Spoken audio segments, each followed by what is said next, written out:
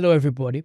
Welcome to yet another episode of the Game Changers podcast. My name is Quinn Seshis, and it's a privilege and pleasure to be here with you as usual.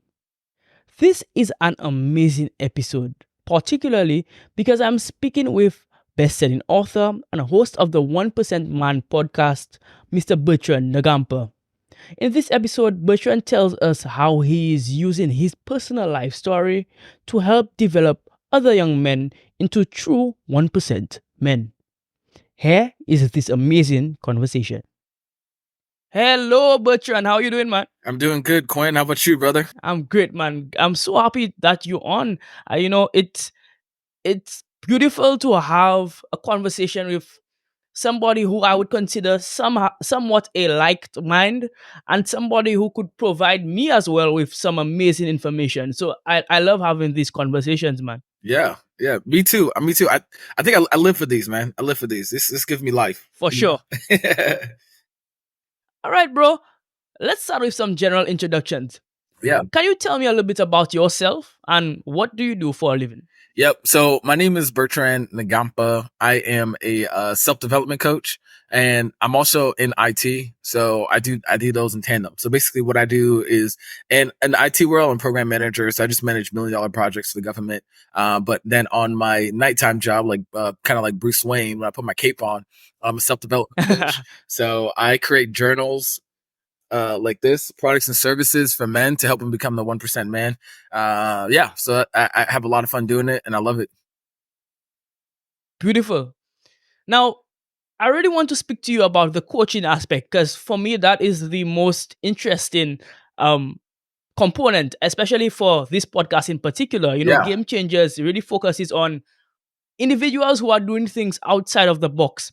And I see that you are a coach. Let's start off by questioning, why did you get into coaching to begin with? Why coaching and consulting? Man, so it actually goes back. So I used to be a personal trainer. And then when I was personal training, I transitioned to, online marketing and just learning how to train people online. And then coach kind of just fit naturally. But also, I think throughout my whole life, and I'll preface this by saying, I don't think there's one situation that made me a coach. I think throughout my whole life, I love the aspect of coaching other people. So getting good at something and then helping somebody else get better at whatever you learn twice as fast, or even if they get a hair better and they get to the end result faster than you do, I believe that's a coach. Right. And that right there, Wow. that to me, that gets me so excited, gets me jazzed up. So that's why I'm a coach. Beautiful. So you just enjoy helping people. Man, I enjoy helping people, but also enjoy getting paid. I won't lie to you. Well, yes. It pays very well. Yes, you have to have that balance. Yeah, of course, man. Of course. Beautiful. Yeah, so I'm seeing that you're really focused on, developing individuals. Now, what particular type of people do you help? Man, that's such a great question. I think the biggest thing, the type of people I help are people that actually want the help. Right. Men that actually want the help. And I believe, I shouldn't say all men, but an open-minded man that says, you know what, for me to go higher, for me to actually grow, I'm going to have to learn from somebody else. And I think that's the biggest thing. Those are the type of person that I really can help, right? Someone that's like, I'm not scared to invest in myself. I'm not scared to seek help. I'm not scared to say that, I don't know everything, right? To drop my ego, especially as men, we have huge egos. So the ability to be like, you know what, I'll drop my ego. I definitely want to learn from this guy, because he has something that I want. Interesting. So, why men in particular? You could have had, women as well. So why did you focus on helping gentlemen in that regard? Man, that's just, I think I believe there's two, more than two, but I think the two examples for me is, one is that when I was going through a hard time and I wanted to commit suicide, and I've written the letter and I was really just about to like end it all for myself, there was no one out there to help me. I went on a run, and that run released dopamines within me that helped me to, say the next day, I'll do it the next day, I'll do it the next day. And after that, I joined the military, and did a lot of great things. And, now I'm here and I'm still alive. But I just look out there in the world and I see that when men need help, you might get help for maybe a week or two, maybe a month from somebody, right, that really loves you. But at the end of the day, as a man, you really have to figure it out yourself. There is no one coming to help you. managing the finances in your household. No one teaches you how to do these things, but they just expect because you're a man, you should know how to do it. People say, Right. protect people. No one teaches you self-defense, but you have to go figure that out and how to do it. Right. So a lot of these things, like men, we don't have the luxury of just learning how to do these things. It's just expected that at birth, when we reach 18, now that we're a man, we We'll should know figure how it to do all out. these things. Man up, learn how to do these things. But for me, I want to take a different approach. I want to say, hey, you know what? You don't know these things. Well, let's build a community so you can not have a safe space, but an active space where you can actually learn these things, ask these questions, and then get the answers that you need to help yourself become a better man. Right? I didn't have all that, but just because I didn't have it doesn't mean someone else shouldn't. So why not build it for the future generations coming? That's beautiful. And I would agree with that 100%, man. I think, sometimes, like you said, rightfully, that we men are expected to just know certain things or expected to, I guess, figure it out on our own. And it's important to have mentorship and somebody to guide us. I think ladies do a better job at that Yeah, in terms of creating a community, yeah. right? And I like that you are really focusing on developing, especially young males, to become better individuals in society. Exactly, exactly. And I think something you touched on that was really amazing is that, if you look at men and women, right? Women and children are the only two people that can ask for help and people will gladly help them regardless. You know Hmm. what I mean? Men, as a man, you're not going to go out there seeking to help men, right? Nobody goes It's out there true. actually seeking to be like, let me go help these. No, when we think about the vulnerable population, women and children, we don't think about men, Hmm. right? So in that notion, and even the thing is, it's also like men that are fighting age, right? So anyone that's like 16 and above, depending on the country that you're in, you're considered a man. When I lived in Yes. Africa, a lot of the kids, I bet probably where you're from too, a lot of the kids, by the time you're like 12, 13, you're probably doing a lot of the man duties, right? 14-year-old in Africa versus a 14-year-old in America, two different people, two Hmm. different mentality, two different ways that they see the world and everything. But it's gonna take somebody going down there, and being able to go into the dirt and mess with all your own stuff, right? Say, hey, look, I'm messed up just like everybody else. I have so much scars and all that. But then saying, hey, but I found a better way. This is the path. Because men have egos, men will challenge you, but you have to be 100% honest with men because they will sniff that out right away. Yep. Yep. Yep. 100%. Yeah. We see through the nonsense very, very Oh easily. yeah. And Really quick. I'm guessing that might be one of the challenges working with men in that regard. Would you say that? Or is it an opportunity? I see it as How do you see yeah, it? I see it as opportunity. See, I'm not one of these coaches out here that I'm scared. I curse. I tell people about what I do, and I'm super Right. honest, right? So I don't hide I don't hide that I used to be broke. I don't hide the fact that if I'm low in my bank account, I don't hide that, right? I openly Hmm. share that so that way men are like, wow, this guy's like, if this is what he's like now, and this is just free coaching, right? And I tell people, hey man, I had $2,000 in my account, had $5 in my account this week or whatever, or hey, look, I'm still going to therapy, right? I just celebrated 3 years of going to therapy for about once a week. These things that I Hmm. share openly, other coaches are scared to touch that, right? Race, right? Going to the strip club, sex work, all these topics, right? If you openly share about these and you openly are about that and you really are truthful, men can see through that, right? So Yep. any alarm of like BS or whatever, it literally negates all that and they're able to see, hey, this guy's very genuine, right? It's very different and it may be countercultural to what you know, but you at Hmm. least are gonna give me a shot. You know what I'm saying? For sure. Yep. Now, now I think you kind of touched on it a little bit, but speak to the importance of personal development in particular for men. How can a man develop themselves personally? What are some of the tips that you could give them? Man, the first tip I'll give any man is save $25,000. Right. And that is the biggest thing because so many times you probably heard money's the root of all evil or money's not that Hmm. important. Follow your passion. Hmm. But as men, we really have to understand that when you don't have your finances in order, there's nothing you can do. 9 out of 10 of your Hmm. problems are financial problems that you have. 1 out of 10 problem Hmm. finances can't solve, but they can help you find a solution to invest into the solution. Right. When I say that, what I mean is that if you're broke and you have mental health issues, right?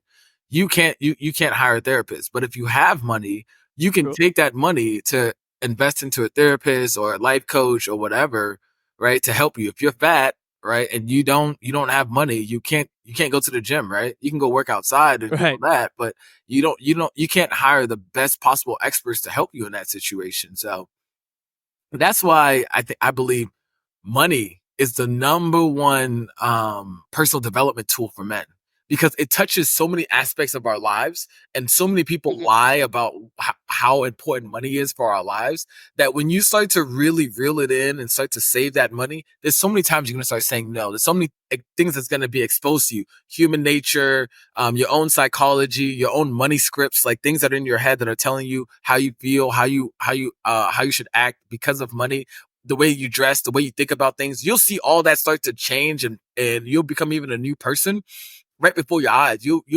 create a new self image of yourself. And that's the number one tool for personal development: saving 25,000, saving that money. Let me tell you, when I did that, that opened a whole new way of viewing the world and viewing everything else around me. Mhm.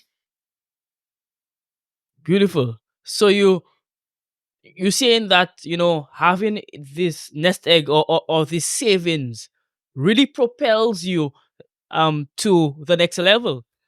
Yes, it definitely does, because it's the man you become in the process of saving that 25,000. Right? It's not about the Got you. money, right? Yes, the money is it's definitely helpful, right? Because it helps you to accept certain things, let go of certain things. But when you have that safety net behind you, the man you have to become to have that, and then to keep that going, oh wow. It's totally. So I've saved 50K and I blew it all.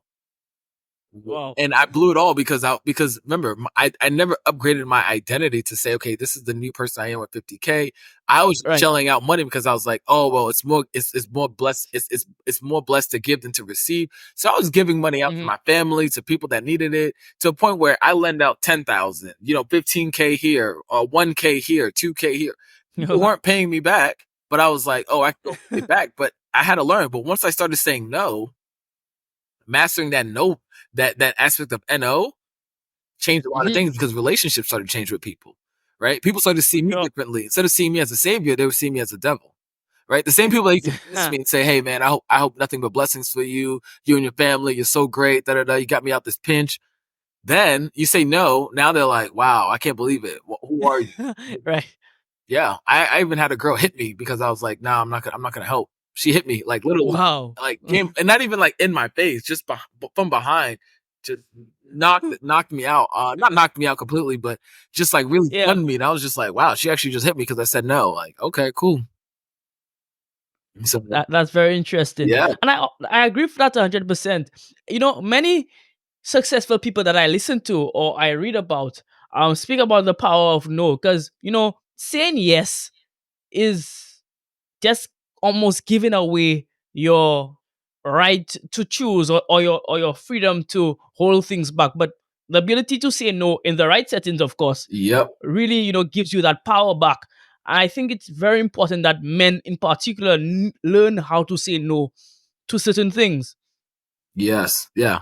I totally For agree with sure. you. No, I totally agree, and I love that you said that. We as men do need to learn how to say no, and we need to accept that no. It doesn't have to come with an explanation as well. And if you want to give an Yes. explanation, stick with that no. It may feel weird, maybe feel really weird in the gut, but just sit with the no, and just say it and accept it, right? And it doesn't have to feel good. You saying no. You saying no is not going to feel good. Every decision you make isn't going to feel good. I want men to understand that too. That no, every time I say no, whether it's my mom, whether it's my teachers, whether it's my friend, my cousins, whatever, that no doesn't feel good, but it does No. help me get to where I need to go. And effectively, I For can help sure. more people because of that. So yeah. Yes, absolutely. So, gentlemen, learn to say no. Yes.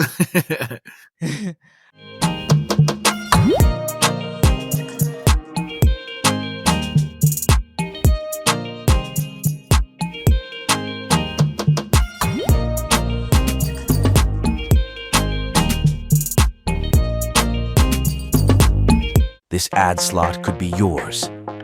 In a world filled with stories, make yours resonate. Introducing Prime ad slots on our podcast, the gateway to a captive audience eager to hear your message. Secure your exclusive ad slot now. Contact via our Instagram page to find out more.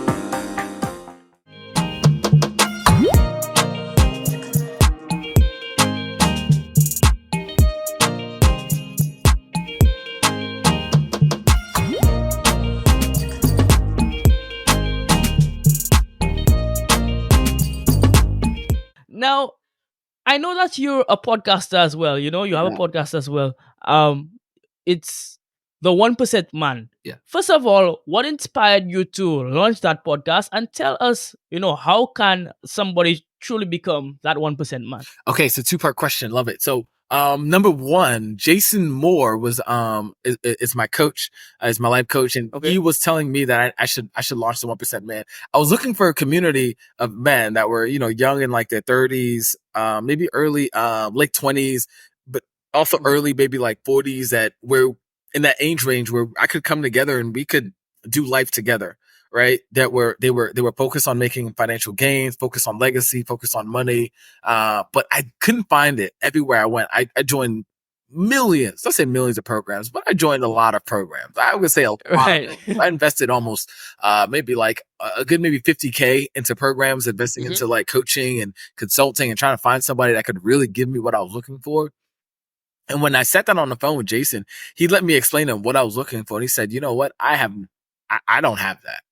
Right? What you're looking for, Right. you're going to have to build it. And I was like, I don't want to build it. I want to go somewhere where it's already there and I can, join this community. Right. And he said, you have to build it. Then I had a phone call with a friend that even doubled down even more on me. So I was on the phone with him. I was telling him about my, at the girl at the time I was dating, beautiful girl from North Carolina.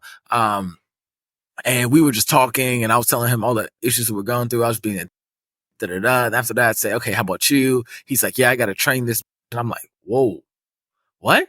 So, and then again, he says it. I was like, what do you mean? And I'm challenging him, right? And we're almost at the point where we're not yelling, but I'm just like, how can a person think that you can train a woman like a horse?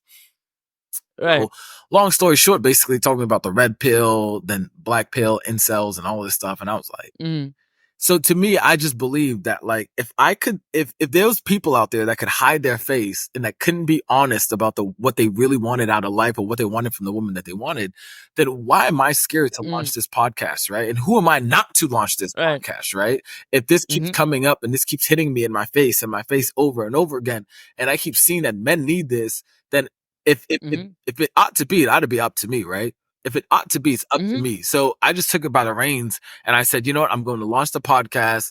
And I just started figuring it out. Got a lot of great guests on there. 13 time best-selling author, CCB, The Real Freeway with Ross, John Vitti, versus games. I mean, we had a lot of great, people making, 7 to 9 figures. Some people making 6 figures, relationship experts, all that. So it was really great. But truly, the aspect of becoming a 1% man is about the progress over perfection. Every single day, getting 1% better. All right. And accepting whatever calling that's on your life and accepting the persecution that comes with it too. Because I think this is something that's super important that we have to understand, is that when you have a calling on your life, whether it's shooting a podcast, whether it's writing a book or whatever it is, that fear that you feel that everyone's going to talk about you, that's real. People will talk about you. People will say, who are you to write a podcast? Who are you to these things? Right. But as a 1% man, you're focused on your mission. You're focused on delivering that outcome and speaking the right words that's going to help that one man change his life and completely change his legacy forever. Right? If you're so focused on yourself that you can't give to other people, then, brother, end it now, right? You might as well do it now. Right. Okay. But you have to be so hyper focused on saying, you know what, regardless of all the persecution that comes my way or whatever. Perfect example, it's Easter right now, right? If Jesus never went on the cross for any of us, then would we be here now, right? I'm just talking to the Christians here, right? In terms of giving you a religious example, right? If Muhammad never listened to Allah in the cave, right, and wrote down everything, would we even have the Quran, right? Think about that. These people that massive movements that they've created, right, that they had to go through some type of persecution. And you and your little self thinking that, oh wow, you're not gonna go through some type of suffering or some type of change or some type of like little name calling. People called me white when I started going to therapy. So what? Wow. Right? I don't care. But the process is now that I know a lot of Black men that go to therapy because I go to therapy now. People say, oh, Bertrand, I want to grow up and be like you. But the suffering that I had to go through, even launching the podcast, people told me, who are you to launch a podcast? Who would ever read your book? 4 best-selling books later, what's up, brother? You know what I mean? Like, Right. that's the real thing about becoming a 1% man. It's being so focused on the mission. I know I said a few things there, but it's not just one thing about being a 1% man. Progress over perfection, right? You may not have it all, but at the end of the day, progress every single day. And it's never going to be 100% perfect. It's always going to be 97%. But as long as you can shoot for progressing every single day, man, you'll be a 1% man. Beautiful. I like that a lot, man. So it's about gradual progression, right? Exactly. Every single day. Mind-numbing progression every single day. Absolutely. Now, you kind of touched on it a little bit. You said that you were a best-selling author. Yes. Now, I like to speak to creatives, people who write and who put things like that together to just get an idea of their creative process. What was that like for you, writing books? Yeah. So my first book, it's funny. So I wrote by hand. But kind of the way my brain works, I like to think of points from point A to point B, right? So being a project manager, getting my PMP, I saw everything in terms of like projects, right? So where's this point? Where's the ending point, right? So if we're starting here, we have no money, we're broke. And then the ending point, I want to be rich, wealthy, and I want to have a house or whatever that is, all right? Backwards planning is something I learned in the military as well. So I have my starting point right here. I have my ending point. What do I need to do so that way I can go backwards? Or what's the next step that I need to do to go forward? Right. And then I beat in the middle. So that's kind of how I do it. Right. I find a starting point for my book and who I'm talking to. And when I write my book, I talk to only one person. And then at the end of the book, I say, okay, this is where they need to be. What do they need in between? Right. And then I start to make a list. And sometimes I move the list. I move things up the list, down the list. But after I have that solidified list, that's my book right there, right? It's just the outline of the book. Yep. And after that, I get to writing, whether that's me writing physically or whether that's me talking to text or whether that's me just taking the audio from like a transcript like this, where I have a friend, they interview me about my book. And then I take that transcript, send it to rev.com, and then Rev translated it into words. And then I send it to an editor on Upwork or Fiverr or wherever I find an editor, and they translate it into a book. Still my words, still my books. And that's the process for it. That's really the creative process at the end of the day. Have a starting point, have an ending point, figure out what the middle points need to be, change it around until you have that outline. Then after that, boom. After you have that outline, man, you're golden. Beautiful. I like that. So I like the process, man, and I like that it's dynamic. So it's not just one way that you write. It could be different ways that you can get inspired to write Exactly. for the book. So that's beautiful. I like that process. Beautiful. All right. So we're moving on to my favorite segment of a Game Changers podcast, and that is the quick hitters segment. So these are rapid fire questions. I tell my guests answer in 30 seconds or less. Cool. The first thing that comes to your head, tell us. Yep. Okay? I'm ready for it. Okay, let's go. So the first quick hitter question. What's the worst piece of advice you've ever gotten? Oh, pray and hope that God blesses you. Pray and wait for God. That's the worst piece of advice I've ever gotten. Okay, interesting. What is the best piece of advice you've ever gotten then? Pay yourself first. Very interesting. And what's a final quick hitter question? What are you currently working on for yourself? Personal development. Oh, for myself? Yes. I am currently working on being more emotionally available and not shutting down in situations. So when somebody talks to me, instead of me just shutting down because they're yelling at me, when I was young, I always had my brother to talk for me, so I would shut down. But now for myself, it's like even if I'm getting yelled at, I try to move that aside and say, okay, how can I actually be present in this moment and not shut down and let the 4 or 5-year-old Bertrand show up, but no, how the 32-year-old Bertrand can show up in this situation. Beautiful. So have an emotionally mature response. Yes, 100%. Yeah, it's hard, but I love it. Beautiful. I like that a lot, man. All right, so this is the end of the rapid fire segment. Yeah. Let's move on. We come in quickly to the back end of the interview, but I really enjoy where it has gone thus far. A young person is looking at you, Bertrand, and wants to become just like you. What would your advice be to them? First advice would be to save 25,000, man. That'd be the first advice. Right. You want to be a 1% man, save 25,000. The process and the man you're going to become, you will be ahead of 97% of Americans. I believe 87% of Americans, last I checked, don't have more than $500 in their bank account. Now, you having 25,000 saved up, you are ahead of 85% of the population in America alone. In America, I mean, our wages are I mean, if you look at America, you're the top 1% already in America. So you're the top 1% Right. of the 1% if you have 25,000 saved, you know? Beautiful. Yeah. And I would even tell them too, second thing I tell them is like, get a high income skill, a remote high income skill that you can do from anywhere in the world, right? Whether that's sales, whether that's copywriting, whether that's, learning how to create offers, learning how to, create podcasts like this, PR, whatever that is, get a high income skill that doesn't require you to clock into a 9 to 5, right? For me, it's sales and writing, right? Sales and writing helps me to do that. Be able to make 6 figures without clocking in somewhere. But, you always need something to fall back on. So yeah. Absolutely. Brilliant advice. I don't even have anything to add to that. That's brilliant advice. Yeah. All right. So, additionally, somebody wants to get in contact with you, for one of your services, or just wants to talk to you, just for a conversation. How can somebody do that? Honestly, the best way I'll tell them is like TikTok or Instagram at bngampa.com. Excuse me, at BNGAMPA on all social media platforms. They can send me a message. I usually sometimes have them delete off my phone, but somebody from my team or even myself will get back to them. And they can always email me too at bngampa2@gmail.com. That's BNGAMPA 2, the number 2 @gmail.com.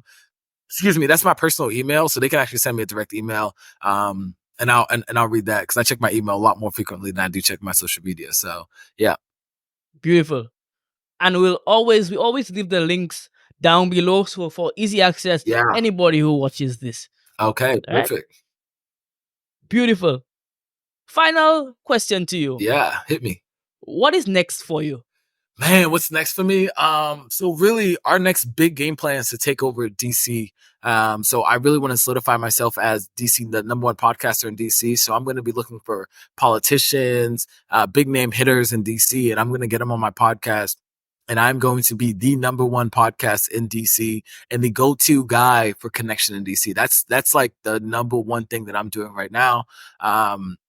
In terms of podcasting, in terms of revenue wise, it's to sell 100 of these journals by the end of the year, right? It's to sell 100 of our Ascension journals by the end of the year. So I'm super excited about that one as well. And I think a personal goal is to increase my income to 1.75 million by next year. So those kind of three things that are next for me right now that I'm working on. Beautiful, beautiful. And based on our conversation, based on who I have learned that you are, I know you can hit these goals for sure. So I'm looking forward to it. Yeah. And let me know how I can help along this ride. I know I'm helping with the podcast, but however else I can help, let's help each other. Yes. Your network is your network. Agreed a lot, brother. I appreciate that. Absolutely. Absolutely. All right, bro. So we've wind down to the end of what was an amazing conversation. And to thank you for choosing to come on to the Game Changers podcast. I might have to, come on to your podcast one of those days. I'm looking forward to that as well. Yeah, of course. But I really, really, really love these conversations. And I know that, all individuals, whether male or female, who is listening to this podcast would really appreciate the information that you have given. So thank you very much. No, thank you, man. I appreciate you having me on. So yeah, and I definitely have to have you come on because we definitely have a good conversation on my podcast. So I look forward to it, brother. For sure. For sure. Okay, guys, this is the end of yet another episode. Remember to like and subscribe to Game Changers, right? There are so many more amazing guests coming on, just like Bertrand, who have so much amazing information that I want to share with you guys. So remember to like and subscribe so that you can stay connected. Also, remember to get our Game Changers merchandise. I'll be putting it up on the screen right now for those of you who are watching on YouTube. Remember to get our Game Changers merchandise. You want to rep Game Changers, you want to show off the Game Changer in you, get our merchandise as well. Anyhow, this has been yet another amazing episode. Again, thank you guys for coming on, and I'll see you next time. Until then, stay hungry. Bye bye.